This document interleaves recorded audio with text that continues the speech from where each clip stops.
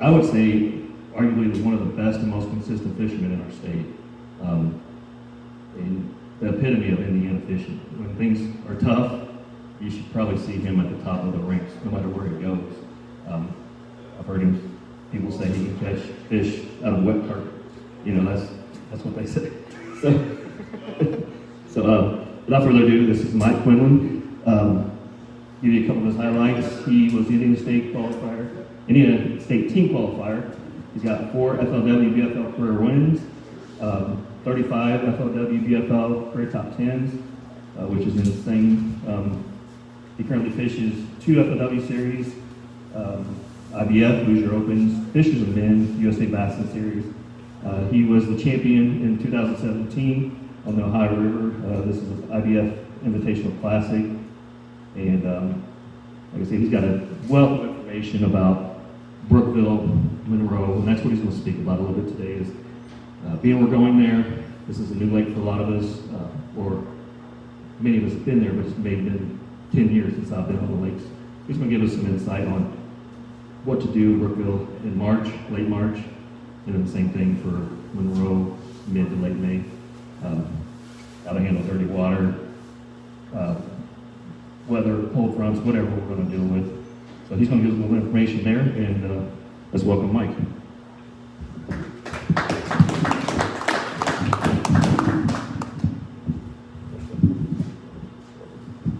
Hey guys, good to be here today.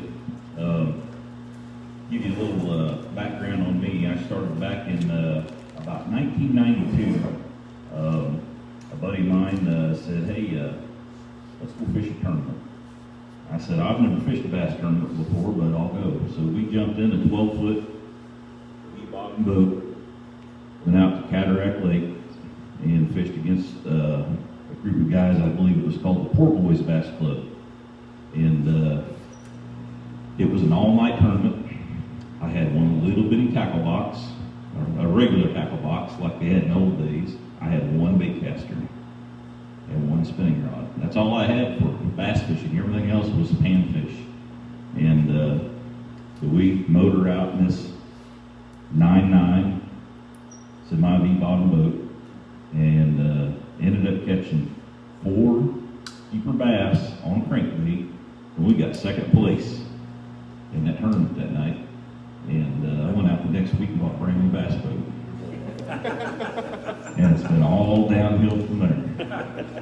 But so I joined the Bass Club, and I started getting Bassmaster magazine. And, one of the guys that was really hot back around 92, 93, his name was Denny Breyer. He still fishes a little bit down in Texas, but back then he was hot. And pretty much everything he done was flipping and pitching, mostly a jig.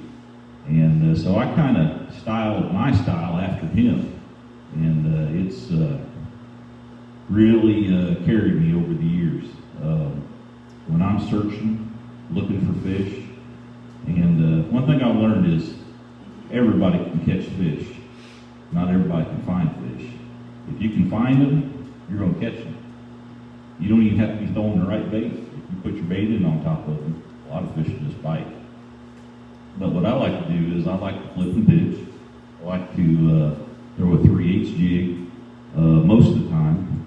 And there's a couple instances when I won't throw a 3/8 jig. If the bite's very good and the fish are eating the bait on the fall, I'll go to a heavier jig. I can cover more water faster. Because if the fish are biting it on the fall, you can make a lot more pitches if your bait's getting down into the fish quicker. Or if the bite's really tough, I might lighten up and go to a quarter or maybe even an 1/8 ounce when we go to the river, the Ohio River. Sometimes you can throw a lighter jig and pick up a lot of bites that pressured fish won't bite a heavier jig. So I hear you guys are going to Brookville, and you're going in March. That's a little. Yep. That's a little bit tough out there because it's a deep lake, and a lot of the fish are still going to be deep. There's several different ways to catch fish out there that time of year. Personally, I'm going to throw jig. I bet you already knew that. What I will do is Everything that I would concentrate on would be from the Fairfield Causeway to the north. Now they pull this lake down in the wintertime, so when you get up above the next causeway, right there, this typically is all dry from here on up until they start letting the water come back up. So all the fish that are up here in the summertime have all been pulled out towards the main lake. As this water starts to gradually fill back up, these fish will find their way back up here into spawning areas. But unless the water has been up for a good while, when you guys go there in March, which probably will still be down pretty far, you're going to want to concentrate your fishing efforts from here. And this will be fairly shallow except for where the ditch runs underneath the causeway.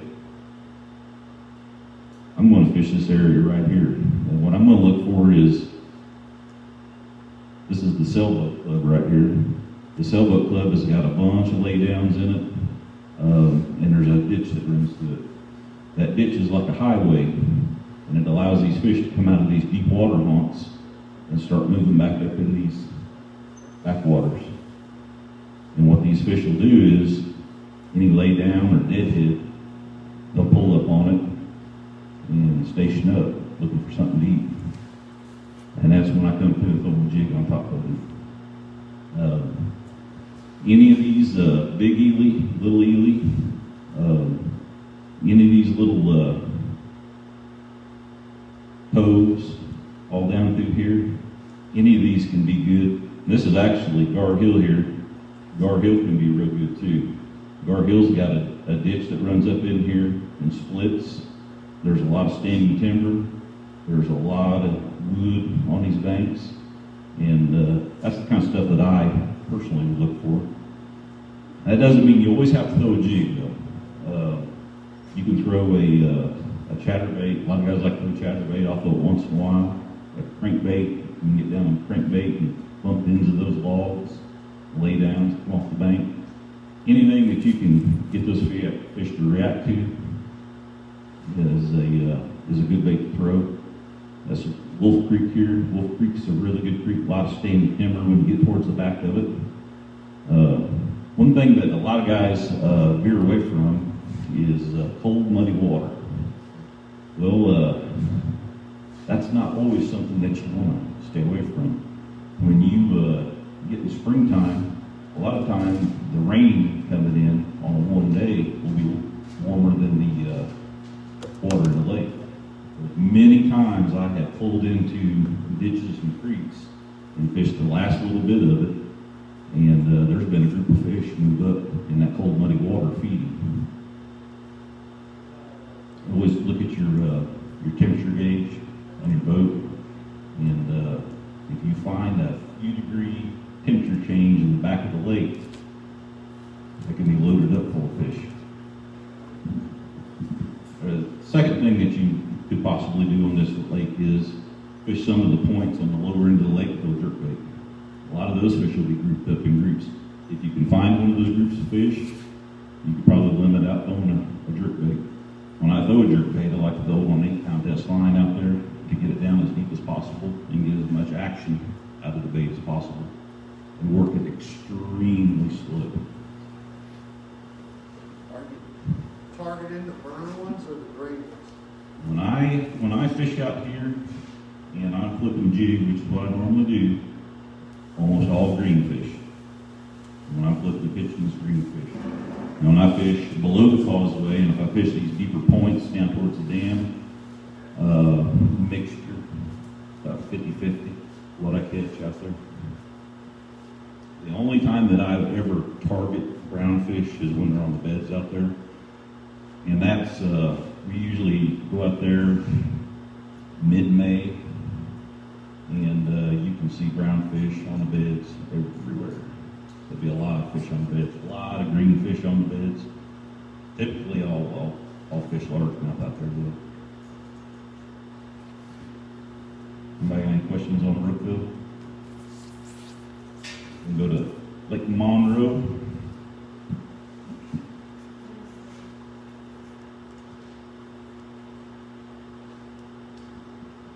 Lake Monroe, probably have the most history with. I've been on it more times. Probably know where about 80% of the stumps are in that lake. I went down there when the water's been down, took pictures, really done some homework on that. Monroe, a lot of people hate Monroe. They find it hard to target fish, stay on fish. I don't think Monroe is ever a lake that you're going to find that great big winning school of fish on. Very few times have I went down there and fished one specific area and just found a big group of fish. But what I might do is I might go down there and find the fish and catch one fish out of each pocket. And what I might do is go in there and throw a buzzbait, throw a jig, throw a shallow crankbait, and go in every single pocket, all over the main lake. Just run every one of these little pockets. Sometimes you'll catch a couple fish out of a pocket. But that's what I like to do at Lake Monroe. And you guys are going to be there in May.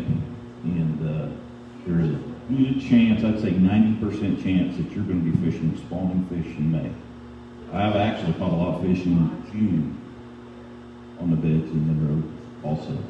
But if you do find yourself fishing bedded fish, any of these Morse Creek, Ramp Creek, Allen's Creek, these all got a lot of fish. Boy Scout, they all have a lot of fish that spawn in those coves in there. And almost all of your points in there are clay and pea gravel. They'll get all over those points. Any type of brush that you get in these pockets, they'll get right up against and spawn. Especially if you look where the creek channels swing up against these pockets here, that allow them fish to travel out of the deep water and move right up into these pockets and spawn. Anybody have any questions on that? Yes, sir. So, on Lake Monroe in particular, I'm not sure what we're putting in, but most of the time it's cut, right? Most times, that's right.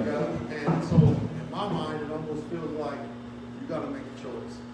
You fishing the slow side, or you fishing the fast side? Yep, that's correct. It's such a long item. You know, it's probably, if you go the speed limit, it's probably an hour and 15 minutes. We fished a tournament out of Paintown, Teamsters local tournament. Had, I think, 80 boats in it, and really windy that day. And we went all the way up here, up in Crooked Creek, and I think we had 3 fish to the last hour, 3 small keepers, and I pulled all 3 of those out and put 3 more besides that in the boat, and we had 26 pounds. That was, water was up 14 foot, so we were fishing the tops of trees, bushes, and right at the end of the day, it was like, boom, fish pooped up, and caught them all on a blue crawl tube, pitching in the bushes. Got a question. So, your jig, Mm-hmm. what kind of jig do you fish? I used to own hulkback jigs for about 11 years, and it's an Arky style flipping jig. It's Danny Brower, structure jig. Absolutely, yep. If you look at what Danny Brower used to throw, it was a lot of natural looking crawl type jigs. You know, you're trying to imitate a crawl, so you might as well look like a crawl if you're trying to imitate it. So you put the flip in, right? You just let it sit and then. Now you're getting into the secret stuff. Got it. There's 2 things you can do when you're presenting your bait to a fish. One is you can put it right on the structure with no splash and let it fall. That works 50% of the time. The other times, I like to pitch a couple feet past my structure and bring the jig to it. If you can imagine, that fish is down on that piece of structure, and most of the time they've got their head locked right down on that stump waiting for something to move. They detect that movement and they inhale it. So if you drop that jig on top of them, sometimes it spooks them. Sometimes in clear water, I've watched fish when I drop that jig is light as you can lay that jig in there, it still spooks the fish. But if you pitch way past the fish and bring the jig to the fish, or your tube, your scooping tube, or whatever it might be, and you bring it right up to the fish, they inhale it. So sometimes the fish are so active that they'll eat it on the fall. Sometimes they want it to be brought to them. If you can figure that out, you're probably going to have a good day. So that's pretty much what I got on Lake Monroe, and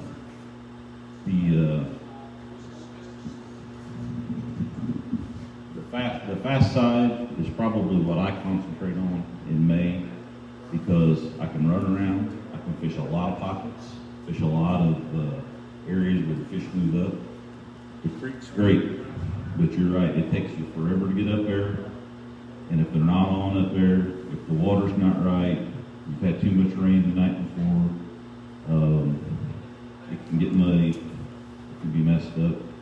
I like to concentrate on the mud myself. What line you use on your jig? I always use fluorocarbon now. Used to, it was 25-pound test strand back in the day. That's what Denny used to throw, 25. He said he would never throw anything but 25. I can get by with 20 now with the fluorocarbon. It's so much tougher, lasts so much longer. 20-pound works really well, unless I was really catching some monsters in really heavy cover, then I would throw 25. But nothing less than 20 on my jigs. On a stupid tube, if I'm flipping that, dragging that, I'm going to throw 15 fluorocarbon. I typically don't get anything lower than that on my bait caster.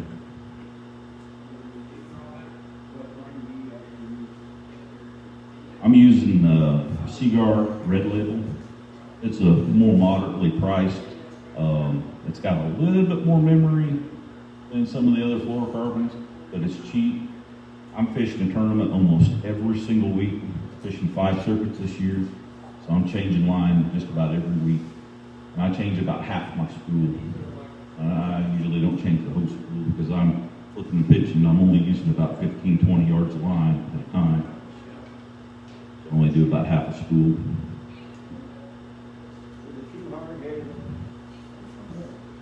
Go ahead.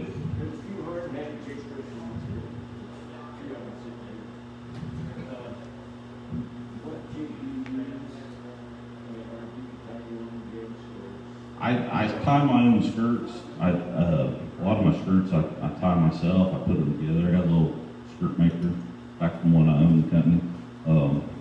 Chris Wilkinson owns Hogback Lures now. He still makes them. They're still hanging out here on the shelf. I still get my jig heads from him. They have an owner hook in them, and for flipping and pitching, I really love the cutting point owner hook.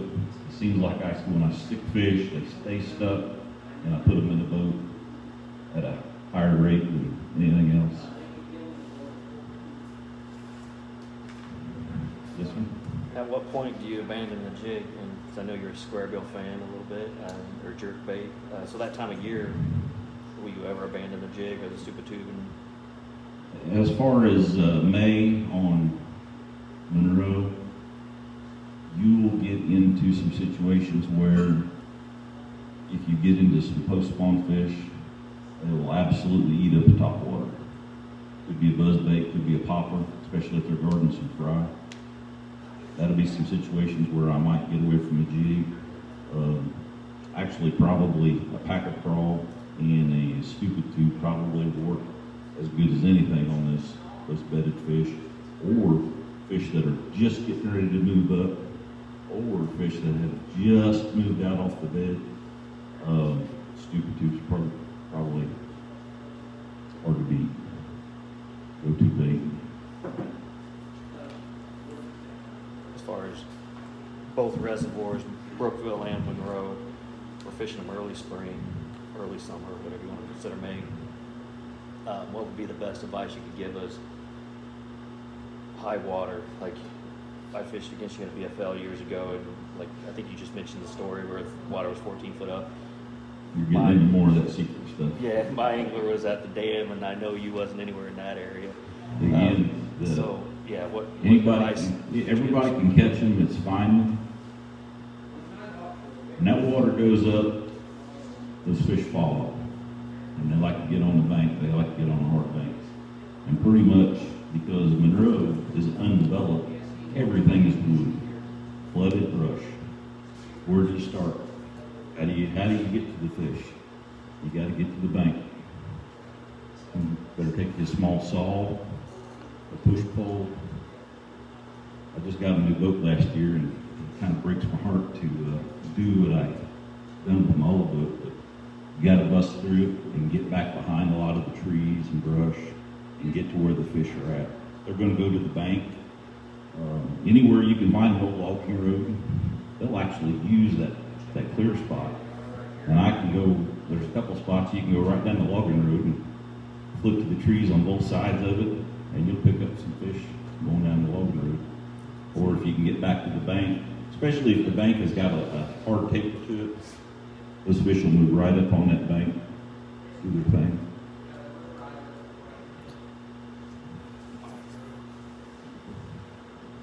Yep, Mike? Tell these guys back today on the lake a couple of years ago. We went there last year, and I think a lot of the people really had doubts about that lake. Clinton Lake, we fished my normal partner, Lewis. He fishes all team stuff with me.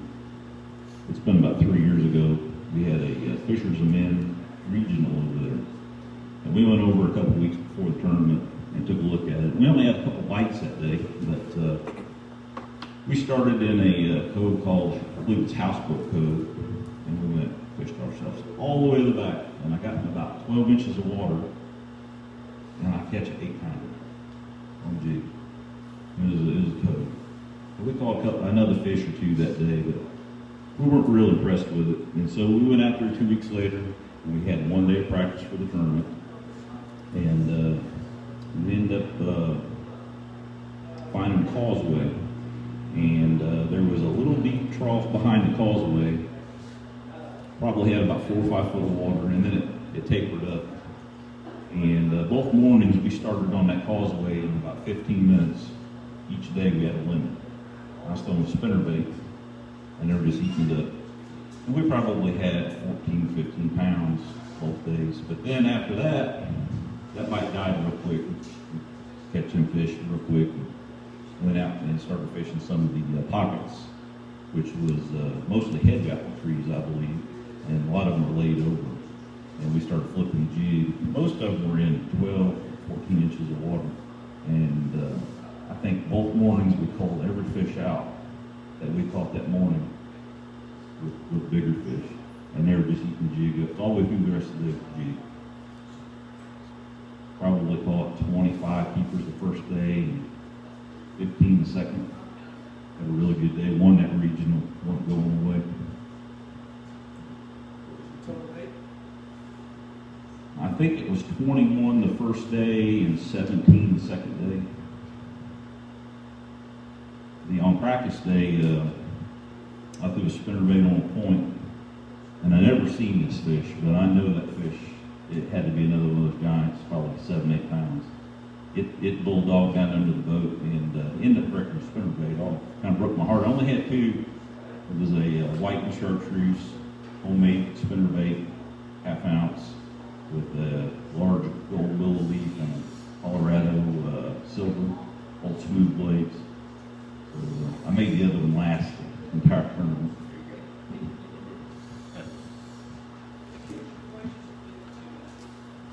Any other questions on any bodies of water? I can talk about any lake in the state, out of state. I've been about everywhere. Any questions on any other lakes that you guys fish? Here's our schedule. If you want to check it out.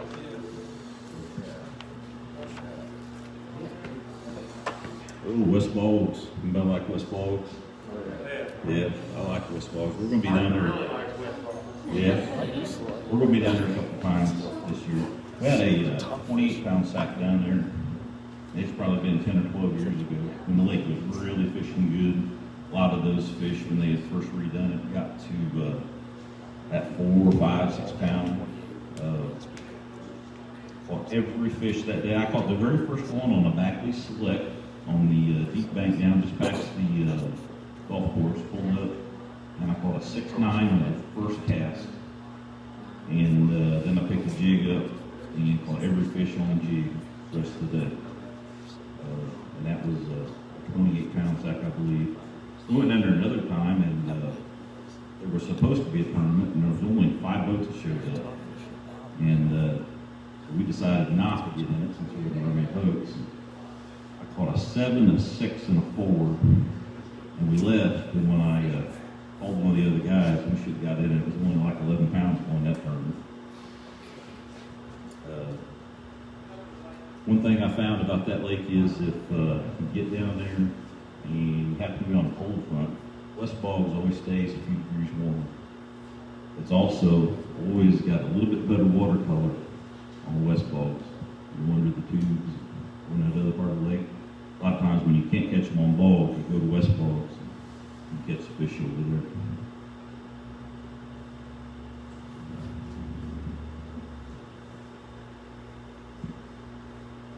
Lake Schaefer, I can't help you too much. I've been up there a few times. Not one of my favorite. Lake Cumberland in October. I kind of like it down there. I like to fish that canal that goes between the lakes. If you can find where they're pulling more water out of one dam or the other, it creates a bunch of current through the canal between the lakes. Top water spook can be absolutely fantastic, especially around the bridge. It gives a little bit of a current break.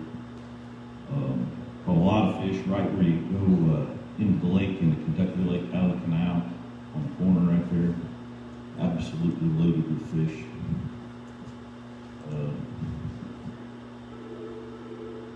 Etowah Bay. Etowah is always loaded with fish. They run a lot of tournaments out of there, and you can always catch some fish in Etowah Bay. When you say the canal between the legs, what do you mean? Like, you got it pulled up there? Just...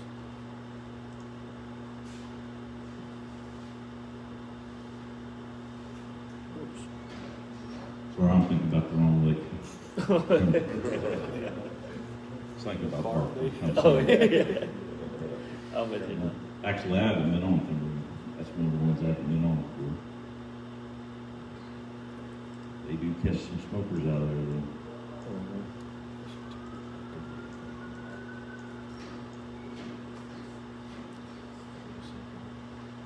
Anything on Claire? St. Clair? St. Clair is one I've never been on. Really? Have not been up there yet. My schedule starts here in February. I'm going down to Lake Eufaula. We'll fish down there on the ABA Solo Series.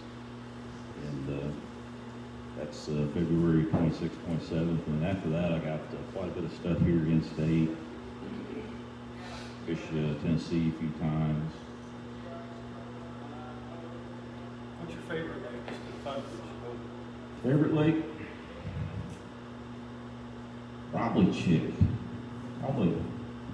Chick's got so much of a variety of different ways to catch fish. I fished the BFL regional there this last fall for the Mountain Division, and ended up finishing 8th, just a little bit out of making the All-American, but caught them on a buzzbait for 3 days straight. Just, I mean, the kind of bites that you can't miss a fish.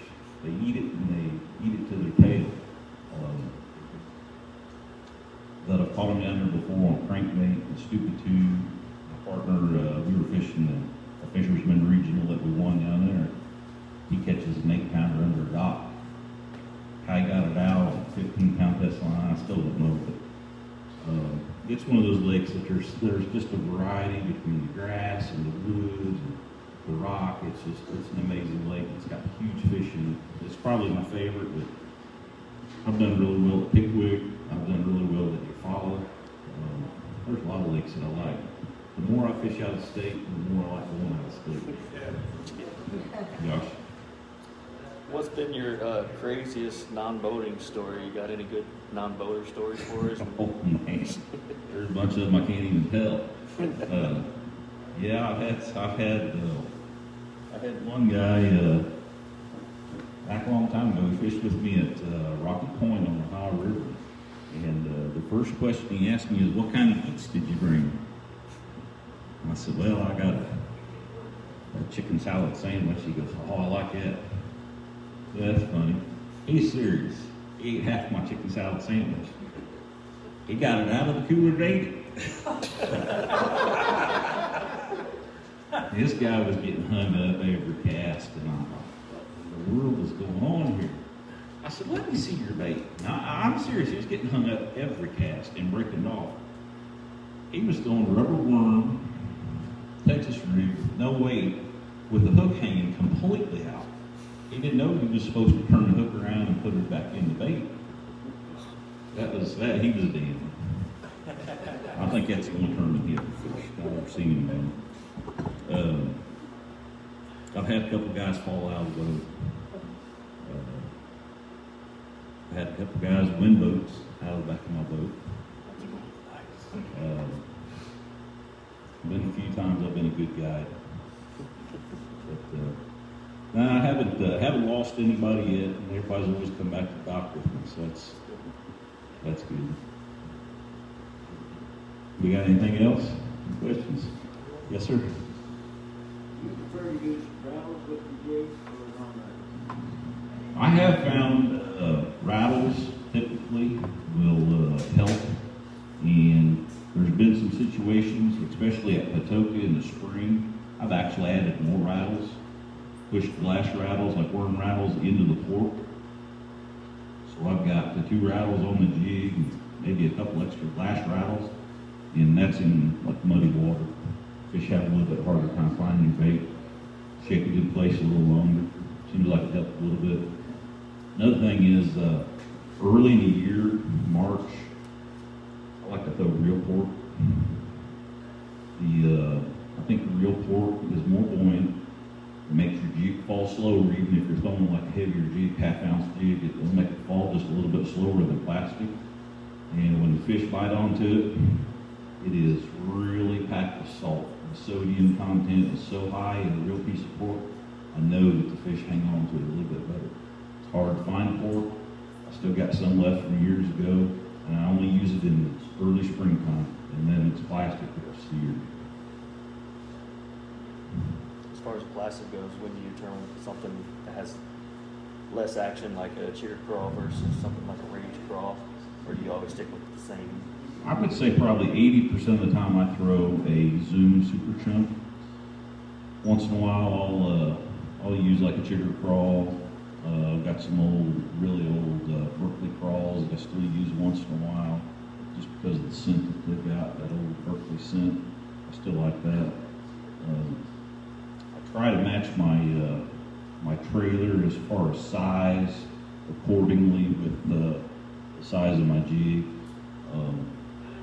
When I throw an 1/8 ounce jig on the river or 3/16 ounce jig on the river, I'll use a ultraviolet speed crawl, something small. But then with a 3 ounce jig or half ounce jig, I'll use the super chunk, a little bit bigger chunk. Yes, ma'am. What is your Favorite favorite color? color on jig? Most of the time it's going to be this green pumpkin, purple, what they call a purple thunder is what Hogback calls it. That's probably my favorite color. Once in a while I'll throw a bluegill color in the fall. When's your favorite time to throw a jig? Spring? Never. Never? No, I just not that people's on the Yeah. jag. Working When on do you throw it? Springtime? Sometimes I feel big over there. My favorite time to throw a jig is in the fall. Crawfish have a major hatch somewhere around August. And by about the 2nd, 3rd week of August, it'll be around the full moon, wherever the full moon in August is. Now they'll hatch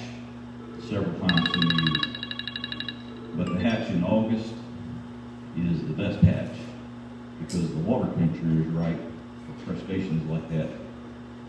And one time I was at Lake Monroe, and I got hung up, and I went up and pulled a log up that I was hung on with my jig.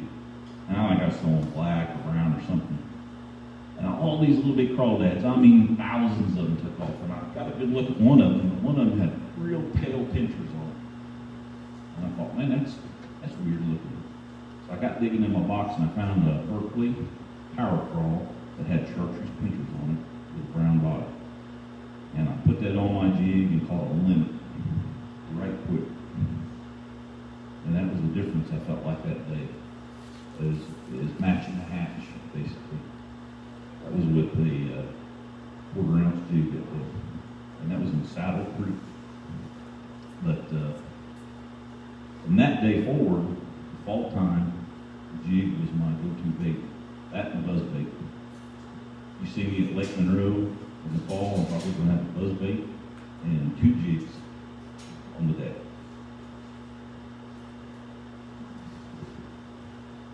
More secret information. Trailer on buzz bait?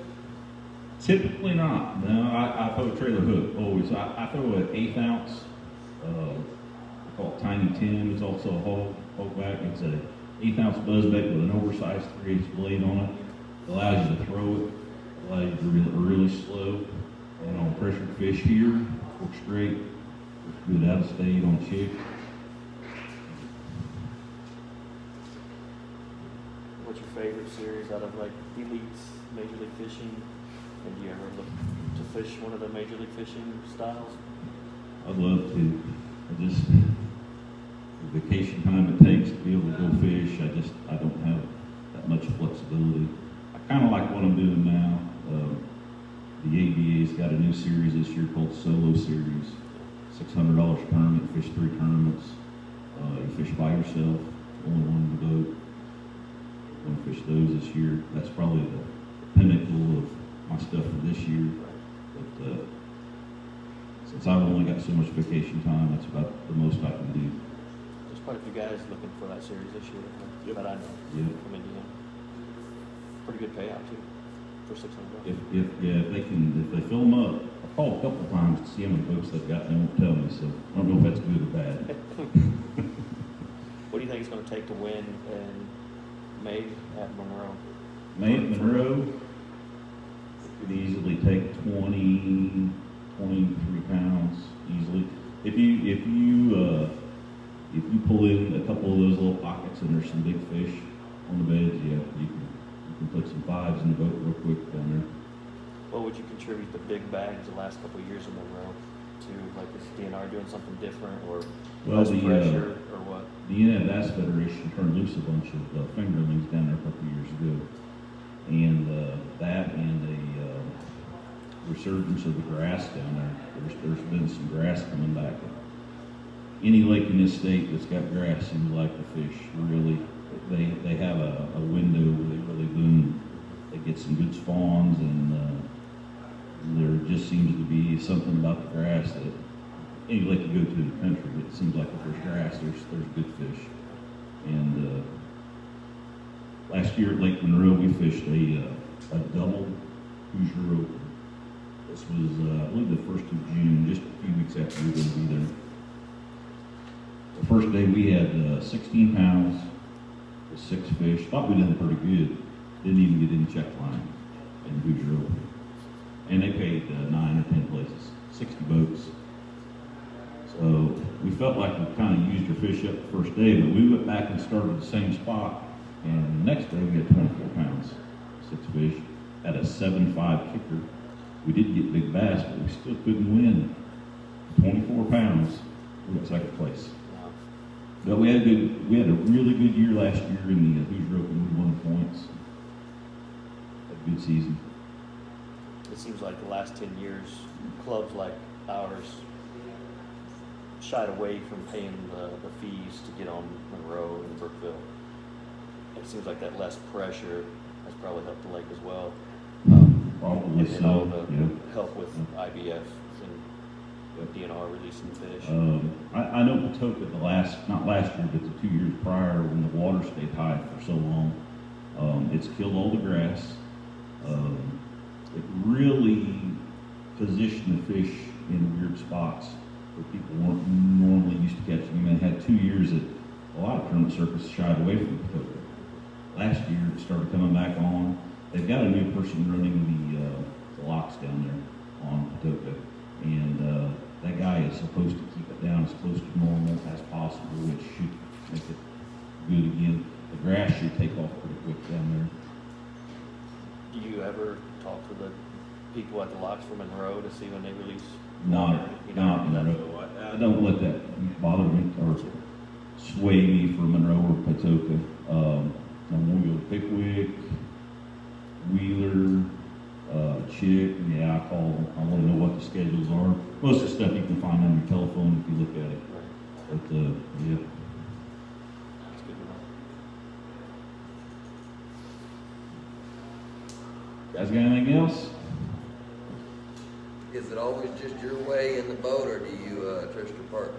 That's a good question. Over the years, I've found out that you can't have two leaders in the boat. You need to have one guy that's leading and one guy that's following. And Lewis and I fish really good together. I pretty much make the calls most of the time. Every once in a while, a little bit comes through, and he'll go practice when I can't, and he'll say, "Hey, we need to go do this, or we need to go do that." But most of the time, I've got it figured out before we get there what we're going to do. And when I say I've got it figured out, is I've fished Monroe for 25 years in May, and I know pretty much what the fish should be doing already, so we've got a good idea where we're going to start out. Maybe not exactly where we're going to go catch the fish exactly, but we know where we're going to start at.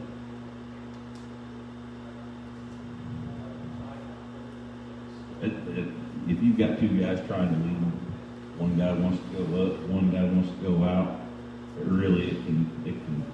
I knew we shouldn't win the other way. It's hard to listen to that. Going back to co-angler, I had a co-angler one time in the BFL on the Hot River, and he wanted to go 80 miles the other way, and I had to listen to it all day long.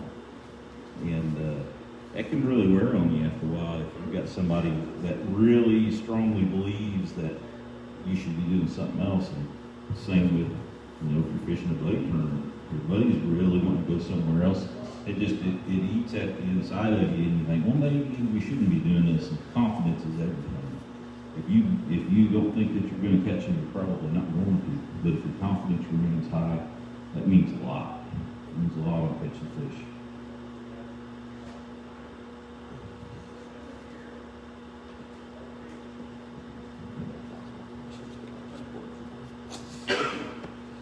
Is anybody else in here that you have any aspirations of stepping up, fishing some BFLs or maybe some Hoosier Opens or anything like that? That guy over there, he looks serious. We got a couple guys that could and probably should, and there's a couple guys on Facebook Live that I think are fishing Michigan BFLs for the first time this year. Awesome. So yeah, there's. I can tell you this. I can still remember when I first joined the club, thinking I want to catch a limit. That was my goal, is to weigh a limit in my club tournament. And it took me a while to do that. I still remember my goal was wanting to get a check in the IBF Invitations Trail. Back in those days, it was full. It was 175 boats. You had to pay your money at the boat show every year to get in the first 2 or 3 tournaments, or there wasn't room. You had to pay early. It was a tough gig to get a check. I think I fished 2 years before I drew my first check in the IBF. And then I remember, my goal was to win an IBF. I only won an IBF. And for a long time, my goal was to win the Forrest Wood Classic IBF Championship. And just a few years ago, I ended up winning one. It took me a long time, but it was pretty nice. Would you recommend these guys go as a co, or did you jump right in as a boater, or what did you do? I did. I jumped right in as a boater because I went and bought a new boat. just got all messed up in the head with it right from the get-go, like everybody else does. But it's probably, if you don't have a lot of experience in bigger tournaments, it's probably a good idea just to fish a few to figure out the procedure, decision making and stuff like that, and see how other guys do it. But it's you definitely get better by testing yourself by fire. You got to push yourself to do a little bit better. If you fish against club guys, you're just trying to beat that guy on the end there. But if you're trying to beat a guy at a higher level than you, it makes you fish better. You have to fish better, or you're not going to do well. It puts you in a different mind frame.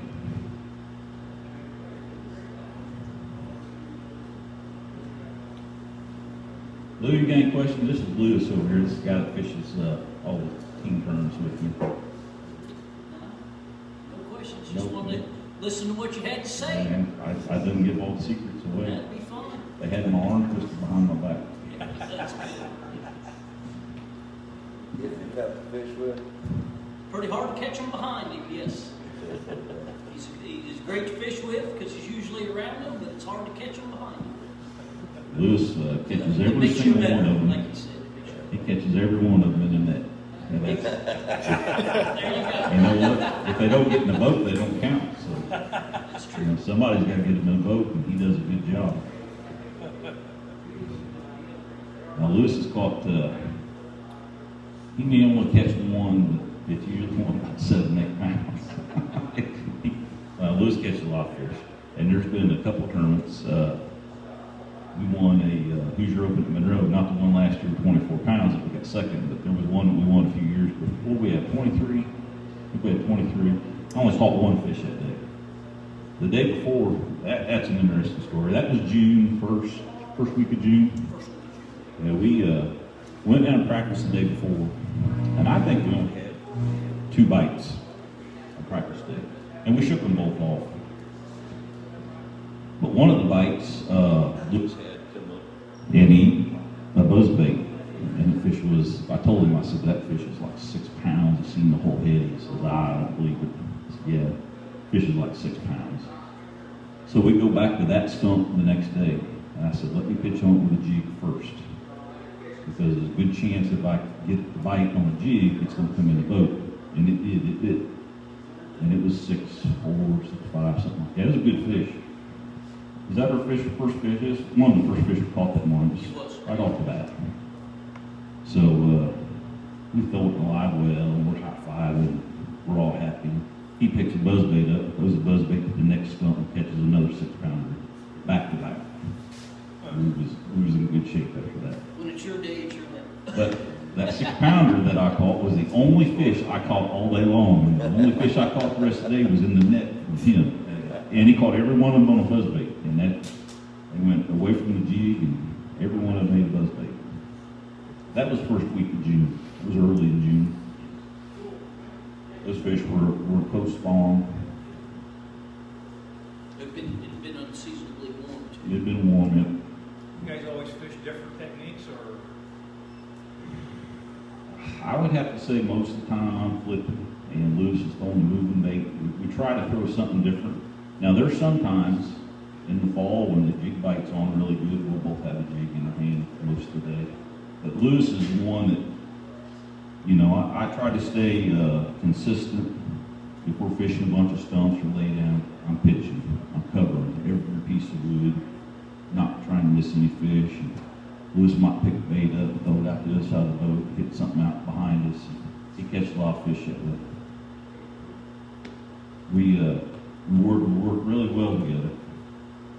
That's another thing. If you've got a partner that's always ready to go, keeps you more in tune and interested in going. Keeps you pumped up. Yep. We got a few more minutes. Got one question in regards to like the high waters. We're trying to focus on what we will probably deal with at one of these 2 lakes. So I'm going to say that at Monroe, you're probably going to be looking at water that's going to be in the bushes. Yeah. At the very least, that time of year, unless we have a dry year, yeah. most likely the water's going to be in the bushes. And I much prefer the water to be in the bushes for 2 reasons. One is a lot of guys can't catch them. or they won't do what they need to do to get behind the bushes to catch them. For me, the higher the water, the better. It gets in that 14, 15 foot range, and you got to go way through the trees. But it also, there's fewer places for the fish to be. Is your theory at that point to cover as much water as Nope. possible? Nope. I got a few areas where those fish congregate up at. And when you get to those areas where the fish go to, they get on certain things. Tripod trees, a tree that forks under the water, will more likely have a fish on it than one single tree does. A big bush will have a fish on it more than a little bush will a lot of times. More cobra for the fish. And you get into the right depth of water, which probably somewhere between 1.5 to 3 foot deep. That's your target area. When you get that figured out, where the fish are at, and you just start fishing the prime areas and weed out all the other stuff. You spend more time fishing productive water once you figure out where the fish are at. So in practice, if you get a few bites in a few areas, we could just shake those fish off and visit Absolutely. the next day. And I always try to shake the fish off. It really, I've got to the point where if I catch a fish in practice, man, I really feel bad because I know that's a fish that I could have went back. There's been a lot of times I've shook the fish off and go right back to that fish the next day and boom, catch it instantly. And if you're catching that fish on practice day, sometimes he'll bite the second day, but a lot of times he won't. When you go out of state, it's probably not near as important because a lot of these lakes like Chick and Pickwick and Eufaula have got so many fish in them.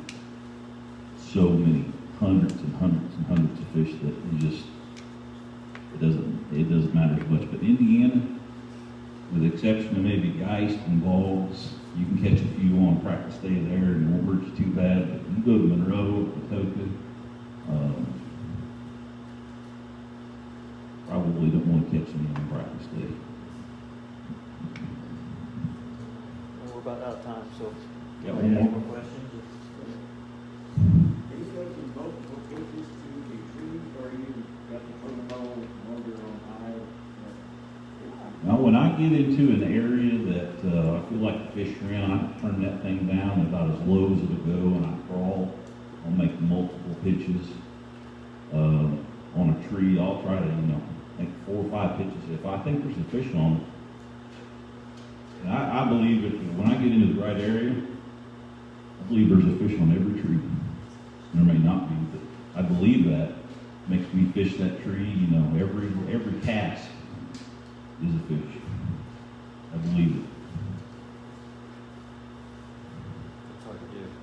It's hard to do. It's hard to do, but the dividends they pay so good.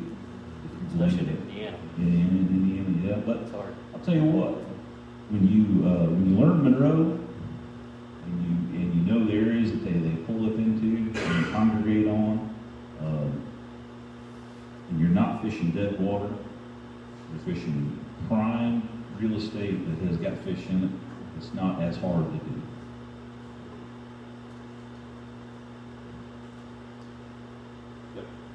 How do you determine, do you use a moving bait to find those fish, or do you fish? Most time I'm throwing in tournament. I'm throwing a G. Once in a while I'll throw a Texas rig tube. I've done really well on the Texas rig tube early in the year. Sometimes they like to follow that tube over a G or a plastic. I probably, of everything, I probably throw like a Texas rig crawl the least. I throw a tube and a G. I throw a packer crawl a lot.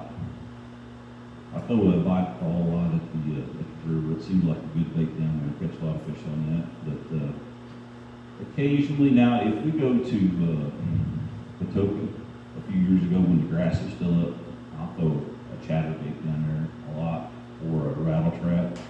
Right now we don't have a whole lot of grass on the reservoirs here, so I'm not throwing a rattle trap or chatterbait a whole lot.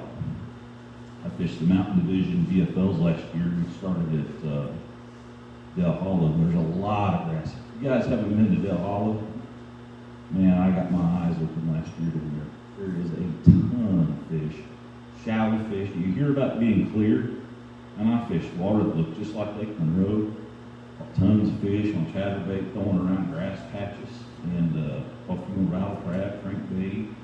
Went down there when the water got up about 5 foot in the bushes and just had a blast on the buzz bait, on jigs, on scuba tube. They were on everything.